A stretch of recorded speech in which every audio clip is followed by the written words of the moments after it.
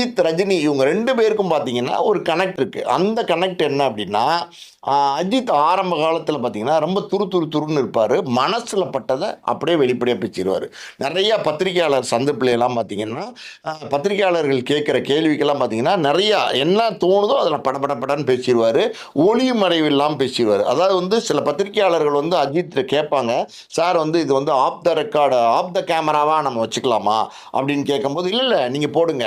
Of the ரெக்கார்ட்லாம் வேண்டாம். நீங்க போடுங்க." அப்படிங்கிற மாரி சொல்லிருவாரு. அந்த அளவுக்கு பார்த்தீங்கன்னா, எதையுமே வெளிப்படையா பேசிட்டு இருந்தாரு. இது வந்து பெரிய சர்ச்சையா மாறிட்டு இருந்துச்சு.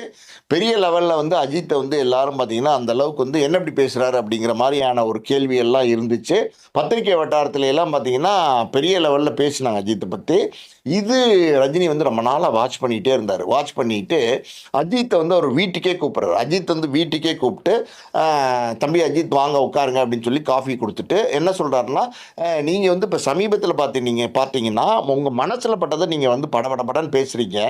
நீங்க என்ன நினைக்கிறீங்களோ அத பேசுறீங்க. அதுல ஒண்ணும் தப்பு இல்ல. ஆனா அப்படி பத்திரிகையாளர்களுக்கு முன்னாடி பேசுறது வந்து சர்ச்சையாயிட்டு வருது. நீங்க பேசுறதெல்லாம் பார்த்தீங்கன்னா, சர்ச்சையானா வந்து பெரிய லெவல்ல உங்களுக்கு சிக்கலா ஆயிரும். இது இப்ப நீங்க வளர்ந்து வர ஒரு நடிகரா இருக்கிற இந்த காலகட்டங்கள்ல, நீங்க வந்து என்ன பேசுறோம் அப்படிங்கிறத ரொம்ப நிதானமா யோசிச்சுட்டு, ஒரு பதில் நீங்க சொன்னா கூட அந்த பதில் வந்து ரொம்ப கிளியரா, கிறிஸ்டல் கிளியரா தெளிவா இருக்கணுமே தவிர, மனசுல பட்டதெல்லாம் வந்து பேசக்கூடாது. ஆரம்ப காலத்தில பார்த்தீங்கன்னா, நானே வந்து பத்திரிக்கையாளர்கள எப்படி வந்து சந்திக்கிறதுன்னு தெரியாம, மனசுல பட்டதெல்லாம் படன்னு பேசிருவேன். அப்ப எனக்கும் வந்து இப்படி விமர்சனங்கள்லாம் வந்துச்சு. ரஜினி என்னடா என்ன நெனச்சாலும் பேசுறாரு அப்படிங்கிற மாரியான விமர்சனம்லாம் வந்துச்சு. அதுக்கப்புறம் பார்த்தீங்கன்னா, எனக்கு ஏவிஎம் சரவணன், அப்புறம் பார்த்தீங்கன்னா, கே. பாலச்சந்தர்லாம் கூப்பிட்டு சொன்னாங்க, "ரஜினி இப்படிலாம் பேச வேண்டாம். சிக்கலாயிரும். வளர்ந்து வர நடிகர்ன்னு" சொன்னாங்க. அப்புறம் தான் நான் அத குறைக்க ஆரம்பிச்சேன்.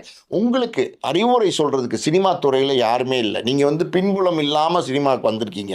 ஸோ இப்படி இருக்கிற சூழ்நிலையில வந்து நீங்க யோசிச்சு பேசுங்க அஜித். நீங்க இத மாரி பேசாதீங்க அப்படின்னு அட்வைஸ் பண்ணாரு. அட்வைஸ்